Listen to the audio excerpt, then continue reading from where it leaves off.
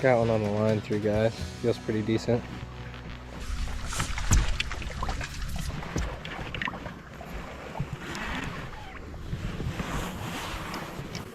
Alright.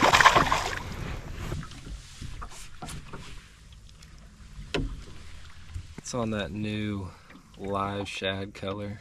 I don't care if I have to stay here until midnight. We're gonna catch 5 fish today, somehow. It's not a bad way to start right there on that little line through. On my Sioux Dragon rod and a Sioux Hurricane.